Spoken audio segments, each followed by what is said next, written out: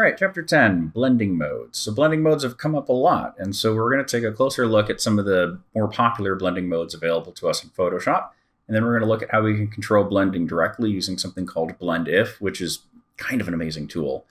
Then we're looking at Adobe Fonts, which is a way of adding Adobe licensed fonts to our images, and then more legibility tricks for making sure that that font is able to be read. Because, a lot of us are going to be applying text to images. That's kind of an astonishing amount of the work. So the first image we're going to make is we're going to take this hand and merge it with these clouds and have lightning blasting out of it. And using blending modes, it's surprisingly quick and easy. Similarly, we're going to add this texture to it to make it kind of look old and crumpled. After that, we are going to make this kind of unhinged coffee poster where we have this coffee emerging out of the fire. And same thing like with the hand thing, it is surprisingly easy to blend this actively into the fire, and you're going to be able to adjust it around without having to kind of refix and do a bunch of extra masking. And then we'll add this delightful sloppy schlop font to get a kind of nice gross appearance. To start, we need to open up our cloud image. So go to Open, navigate to wherever you happen to have your files, and I'm going to pick Clouds and hit Open. Now, if you're like me and still in Chapter 9's animation mode, I'm going to come up here to the top right and pick Essentials, and reset Essentials to make sure everything looks the same for both of us. Or us and you, whoever's following along in this video, not both of us. Next, we want to add in our hands that we're going to have emerging out of these clouds. So we'll go to File, and we'll go to Placed Embedded. We're going to grab hand pew pew, pew pew pew pew. And when we place it in, let's do a little bit of sizing work. So up here in the top, let's go ahead and let's do angle 34 first. And then for our width and height, we are going to do 145%. We're going to make it a little bit bigger. And then for our X and Y positions, we'll do Y 1178. And we'll do X 1856. And we got it having coming out of the corner now. And I'll click the check mark saying, yes, this looks pretty good. Now I need to remove the background. My contextual taskbar, of course, is MIA from last chapter. So I'm going to come up to Window and bring back my contextual taskbar. And I'm just going to click Remove Background. And that does a good enough job. Like right there, not so hot. And then like you can see this little white fringing. So like this is where maybe I'd want to crack open Selected Mask and bring in the edge a little bit. Kind of like what we did with that dog. But for this chapter, this will be just fine. And if you can't tell, by the way, this is an AI-generated hand. Didn't do a bad job, but it's a little uncanny. Okay, so now how do we merge it with the clouds? So like I could come over to my blending modes, which we'll be using. We see like none of them really, like that one kind of does it, maybe, not really. Like none of these are going to give me a very good appearance for this kind of merger. So I'm going to use something called BlendIf. So to get to BlendIf, I'll have my layer active. I'll click FX and I'll go to Blending Options. In Blending Options, this will appear as a layer style now. And I have this marvelous little window. So this first section right here is the same as the top of my layers panel, blending mode and opacity. And then I have advanced blending stuff. And if you have to dig into this, like you'll have to dig into it. Like I can target individual color channels on how it's blending. I can change how it's going to be knocked out based on kind of like a type of clipping mask. And then I've got these other kind of controls that don't come up very often, honestly, for how I want it to work with the stuff next to it. So like blend clipped layers as a group is often one that you will want on, but every so often you'll need it turned off to do this kind of goofy multi-group channel blend. Like it's goofy. Now, the one that we do care about is BlendIf. And note also in BlendIf that we can do it by color and not just brightness. So I can do color channels, or I can just do overall brightness. For this one, we're going to do overall brightness. And what we want to do is we want to move these sliders. So I've got current layer and underlying layers. Like which one am I trying to blend with what? And in our case, I want to blend the underlying layer with the hand layers. Like what do I want to come up into the hand? And in this, what I want to do is I want to bring out some of that white up into the hand. So if I grab this slider for the underlying layer and I drag over, we can see that I can bring up stuff based on how bright it is into the hand. So what I'm going to do is I'm going to drag this all the way over to about 115 or so. Boop-a-doop-a-doop-a-doop-a-doop-a-doop. And we can see that we get a little bit of the hand left, but not a lot. We still have kind of crunchiness, and it doesn't look very good. So what we want to do next is we want to kind of soften this transition and bring more of the hand back. Notice that there is a little half line in here, and that's telling me that I can split this. And splitting this with giant mouse is difficult. Let's see if I can do it first try. To split it, you hold down the Alt-Option key and click on the right side of it, and then drag. Yes, there we go. And I'm going to drag this over to about 220 or so to kind of help merge those hands with the clouds. And we get this kind of amazing effect. Like it feels like it's wrapped a little bit in those clouds. It's really pretty good. Depending on what you're doing, by the way, it might be worthwhile to drag it all the way over. For us, I think I want some of that kind of atmospheric perspective feel to it. So I'm going to do 115 and 220 and then click OK. Notice that I get this double box over here. So just like with anything that is considered non-destructive, at any point, I can come back over here and simply double click, and I can continue to adjust this as needed. So this is a non-destructive type of blending. Cool. Now this hand needs to shoot some lightning out of it. So let's add in our lightning. So I'm going to come over to File, and I'm going to go to Place Embedded. And I'm going to grab my lightning, and I will click Place. And you can see we've got this nice lightning. Let's go ahead and get a starting position for it. So I'm going to use angle 124 or so.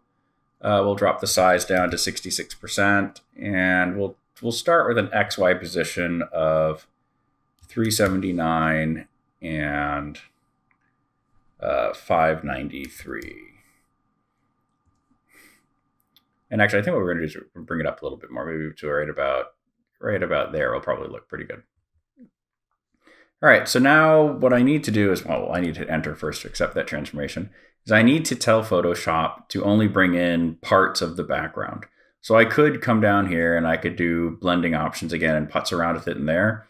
Or honestly, this is a basic enough image that I can just use a blending mode to do it. So if we actually scroll down and look at all these blending modes, we have our normal ones. Dissolve, we'll split it up based on like a kind of a randomized pattern rather than brains.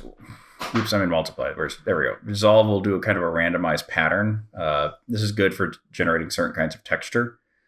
And then we have all of these ones. These ones, as the first one suggests, darken only. So like it will look at the underlying color and then usually darken it based on certain attributes here. There's full descriptions of these in the textbook. And then there's some pretty obtuse descriptions of these on Adobe's website if you want to kind of dig into them. Multiply is one that you use the most often. Similarly, we have the lighten ones, which lighten. In our case, what we want is, we can see that lighten kind of doesn't look as good as screen. And so we're going to use screen for this one. Then we have our mixed ones. So these ones both usually lighten and darken based on the overlying image. Then we kind of have our special use inverse ones. And then we have our color and saturation and luminosity ones, which allow us to target certain types of adjustments. Now, the ones most often used are going to be multiply, which proportionally darkens. We'll use that here for a second in the paper. Screen, which proportionally brightens. Overlay, which proportionally brightens and darkens. So anything brighter than 50% gray gets brighter. Anything darker than 50% gray gets darker. Soft light, which is similar, but it's as if it was being hit by a soft light in photography. Hard light also sometimes gets used, and it's exactly like soft light, except it's as if a hard light is being used to light your object in photography. And then hue, saturation, color, and luminosity are more targeted in use, but sometimes they're exactly what you need. So like color can be really great for just doing quick color shifts in Photoshop. Same thing with hue. Anyway, let's go ahead and come up here to screen, and we can see that, oops, that's color dodge, screen.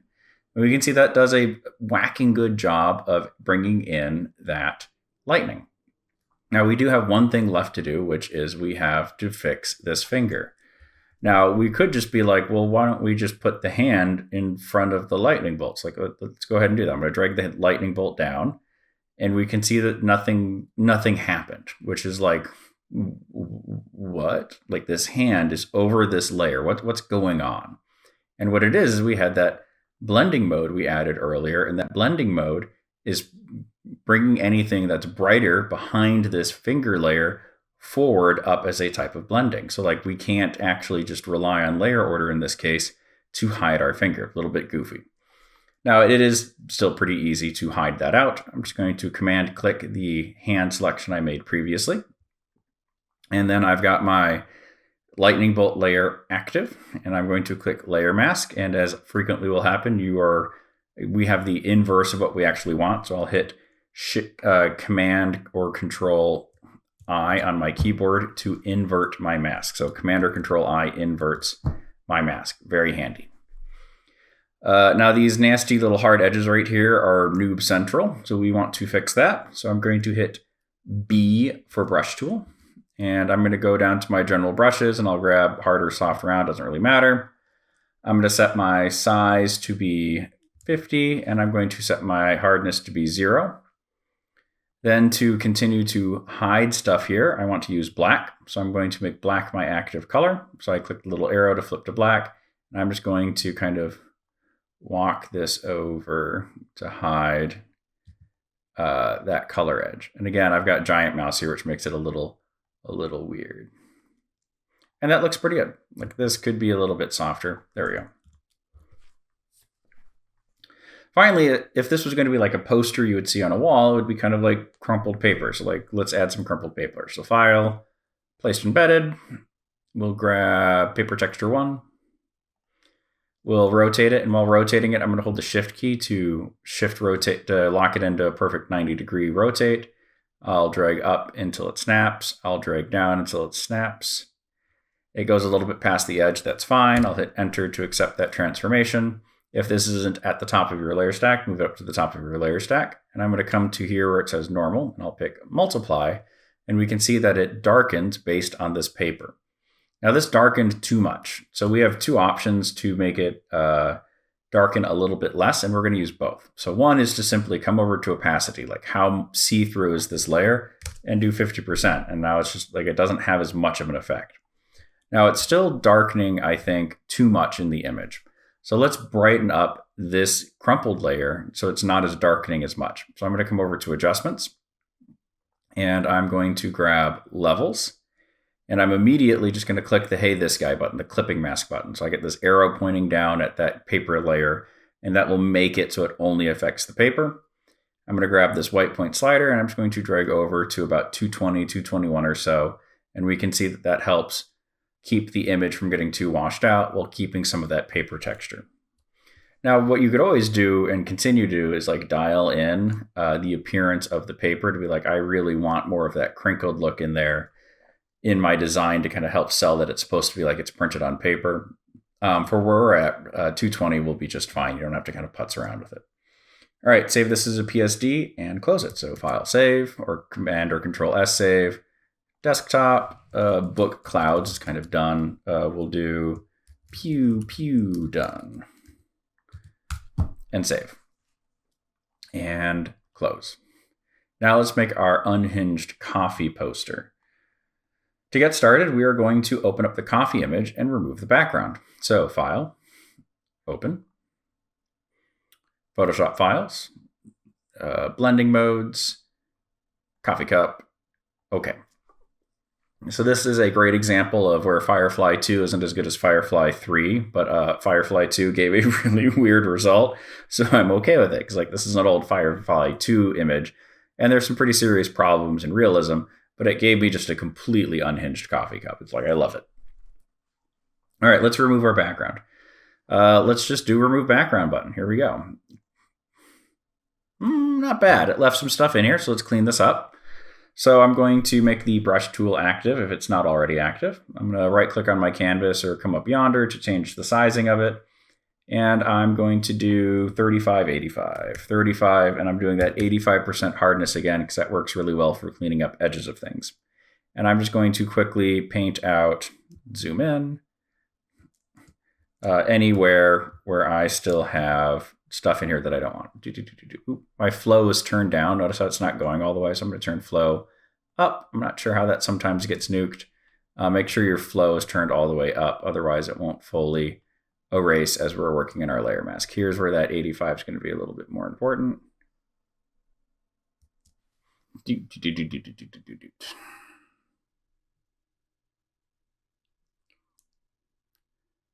All right, we had a couple other areas to address. I'm holding on the space bar, by the way, right now to use the hand tool to allow myself to move in at full zoom.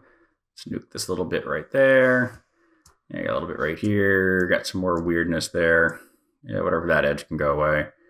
That looks pretty good. Command 0 or Control 0 on that. Yeah, that'll work. Okay, so unhinged Mr. Coffee Cup. Now we want to add in the fire and blend it into place. Oh, it's labeled layer 0. Let's fix that. Coffee. File, place in bed. We'll navigate to our fire and click place. Honestly, the initial placement looks just fine, so I'll hit enter. And we want to blend the coffee and fire together. I think it comes out a little bit better to move the coffee up top and then to do that blend thing again. So we'll go to FX and blending options. This time we will use the red channel and we are going to grab the bottom slider, and I'm actually just going to split this immediately. So I'm going to hold down Alt Option. I'm going to click on the left side to split it, and I'm going to drag that half guy down to be about, what do we want? 195. And that looks pretty good. Like this works really well for these kind of fire effects. I'm always a little surprised. And then I'm going to click OK. Now looking at this, I think the coffee cup probably should be a little bit higher. So I'm going to hit, I'm going to go to the move tool. And if you want yours to match mine exactly, you'll drag up until it says, oops, I'm in inches. I want this to be in pixels. I'm going to make my ruler active, and I'm going to do pixels. I'm going to drag up until it's about 342 moved. Doesn't have to be perfect. 329, 350. 350 would be fine. And you can see that kind of brings it up, and it's a little bit better wrapped. Maybe nudge it down a little bit. There we go. And that looks pretty good to me. Let's relabel you fire. Now, looking at this, we've got a couple of things we want to fix. So one is we have the coffee cup, and it just does not look like it's lit by fire. Like we have this blue stuff over here. It's still pretty white. So like, how can we quickly adjust the color? And like, we could come over here and go to adjustments and hue saturation and putz around with this crap, and it'll be irritating. We'll be here all day. So let's be lazy. So I'm going to make the coffee cup layer active. I'm going to go to the new layer button down here, the new adjustment layer, I should say, the half circle. I'm going to pick solid color, and I'm going to come right here where it says RGB, and I am going to put in values 243 and then 107 and then 5 and hit enter, and we get this nice orange. Another way to do it would be to grab the eyedropper tool and pick a nice looking orange here in your image, and then make that color adjustment, so solid color, and we can see that it preloads in that orange. And that's pretty close to the orange I was using before, but I'm going to reset it back to what I had, 243, 107, and B5. And I'm going to click OK. Now it's orange, like that doesn't actually do me any good. So let's make it so it shifts the colors underneath it. So right here where it says normal, I'm going to pick overlay, and we can see that it's perhaps a little too punchy on the fire. So I'm going to hold down the Alt Option key, and I'm going to click between the two layers when I see this symbol, or I could right click where it says Color Fill 1 and pick Create Clipping Mask, which won't be here right now. I'd have to release it, and then I could do Create Clipping Mask, and now it's only affecting that coffee cup. That said, even having done that, it's still a little bit too punchy. So I'm going to come over here and drop the opacity down to 75 to make that orange shift a little bit less dynamic. And so again, this is like a really easy way to kind of fill in those middle colors using this orange to kind of help match it to the scene. Really good, really handy. I do this exact adjustment all of the time. Next, we want to add in our unhinged coffee text down here, and we want to do it with a special font. So to add in a font into Photoshop, I can come up to the Adobe Creative Cloud icon from Creative Cloud. If yours isn't running, just run it from the application window, and you can see there's a shortcut for Adobe fonts. This will launch it in your web browser of choice. Similarly, you could just go to your web browser and Google Adobe Fonts and click on Adobe Fonts to launch it. In theory, it should read from the Creative Cloud your sign-in information and automatically sign you in to the program. Otherwise, you'll have to manually sign in. It's a little irritating. Up here, let's search for the font. We're going to do Schlop, and we'll click on Schlop. And in my case, it's already installed. In your guys' case right here where it says remove, you'll click install. You'll thumb twiddle for a hot couple seconds as it downloads and installs it into your system. But once it's ready, so once like this says remove, you should just be able to hop back into Photoshop. And then when you go to the T for text tool, and right here where it says Arial Black for me, I can type in Schlop, and we can see that it is now here and marked as a Creative Cloud font with this little symbol. Okay, even before we grab that font, let's go ahead and click, we'll click down about here, boop. And I'm going to pick Schlop, and I'm going to set my size to be 510. And I want to vertically distort this. And to do that, I'll need to open up the character panel. So Window, Character. I'll come over to Vertical Distortion, and I'm going to set the vertical distortion to be 60. You can see how that kind of squeezes it down a little bit. Then we're going to do Unhinged. Oops, I'm typing in the wrong spot. Unhinged, enter coffee. We can see that it doesn't fit very well and it's kind of a horrible color. So let's switch you to black, and you can do that here, or you can do it down here. You can do sloppy or regular. Doesn't make a huge difference. I'm going to do regular just to make it a little bit more legible. I'm going to temporarily accept this, grab the move tool, V for move tool, and move this up a little bit. And we can see that there's too much space here. So we've got two options. So we could just adjust the leading, or we could make them a separate text layer. And to keep everything nice and tight together, I'm going to come right here to leading, and I can just click and drag until it moves up into place to kind of tighten that up. Let's adjust the sizing of this a little bit further. I'm going to grab the second coffee. Instead of 510, I'm going to set this one to 738 size, so it's about the same width as the rest of this. And the leading needs to be slightly different. Let's do 362, and that looks pretty good. I'm going to switch back to the move tool, and I'm going to drag this down and center it, and then I've got to figure out how far up I want to bring it. And a really good rule of thumb when you're placing objects like this is however much room I've got on the sides, I about visually want that same amount underneath. So I'm pretty close. Let's just nudge you down a little bit more. Now we have the usual problem with adding fonts. I'm going to click off the move tools, or I can just turn off the bounding box. Where are you? Show transform controls. So this looks pretty good, except that that text is not very legible. So there's a couple of things that are reducing its legibility. One, everything's in caps, which makes it harder to read. Two, our fonts are different sizes. And then three, it's non-standard letter forms. You get these weird drips. So the font itself is not set up to be all that legible. And then complicating it is that we have a background that is full of detail, and the detail kind of matches the shape of the font itself. And then there's the background also has high contrast, like there's darks and brights in it, making it really hard for our brains to separate the text from the background. So the easiest way you can think about text legibility is contrast. The greater the contrast between the text and the background, the more legible it becomes. That's why a clean black font on a white background is the most legible. Now there's ways that that breaks down. So like a white font on a black background can cause this kind of glow effect that make thinner fonts very difficult to read. Or like if you did color contrast, like a full RGB red and a full RGB green for the text in the background, then it starts dazzling and our brains have other problems with it. But general rule, you want to increase the contrast of the background compared to the text. So we can blur, and then we can also reduce the contrast of the background to make it easier to see the font. Whew. Okay, so step one is to start blurring it out. So what we could do is we can we can reduce the contrast. Step one is to grab a levels adjustment, and we're going to put that levels adjustment underneath the text adjustment. Otherwise, I don't really care about where it's at. Although just put it right here, just in case put it right here because it doesn't mess with other things. And we are going to set the size. We're going to set the colors to it. we're going to set the black slider. So we're going to brighten the background to be, and we're not going to move this black slider.